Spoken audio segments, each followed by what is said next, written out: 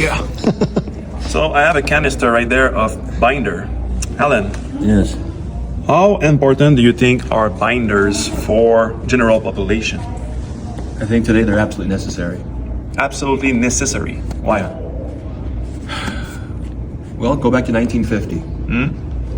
Everything was organic. Yes. They didn't have the atrazines, the herbicides, the pesticides, the fungicides. And I grew up on a farm. Our family farmed for the last 150 years, dairy farming and otherwise. And we grew crops, and it was always manure, a cultivator, pull the weeds, Yes. harvest it. There was no sprays involved until the early 60s.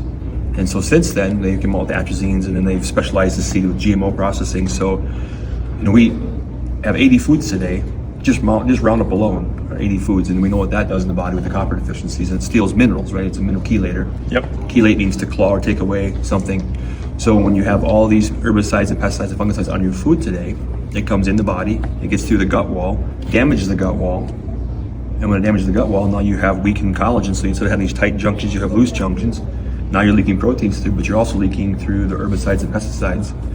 And so we want to try to use a binder to keep them in the tube. Yep. And we've talked about the tube before, right? Tube Absolutely. is mouth to anus. Keep it in the tube. When it leaves the tube, Yep.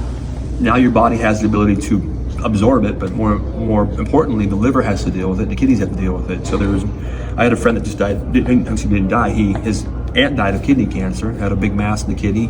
He was 47, mass in the kidney, took his kidney out.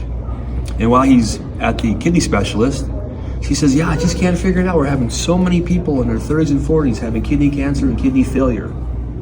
And that's the chemicals coming in, because once it's in your body, if you go down to Cuba where they harvest sugarcane yet and they spray it with glyphosate, 25% of the people harvesting either have kidney failure or kidney cancer, because they're using their hands with that sugarcane. They always expose. It's coming through the skin in that direction, and they're probably chewing on it too, God knows. But that's one of the biggest hidden failures for kidneys today, and I don't know why, but I don't know if the body drops the glyphosate in the kidney, but it's really destroying the filtration of the kidney. So you just really want to make sure that you can pull it through the body, don't let it come into the body. And Humix and Fulvics do a great job of binding that. Clinoptilite is another good one. So you're telling me that if I decide to suggest to any of my clients to use a binder on a daily basis for the rest of their lives, it's a good orientation with the supplementation? I think it's as important as a supplementation. Excellent. Thanks a lot. You bet.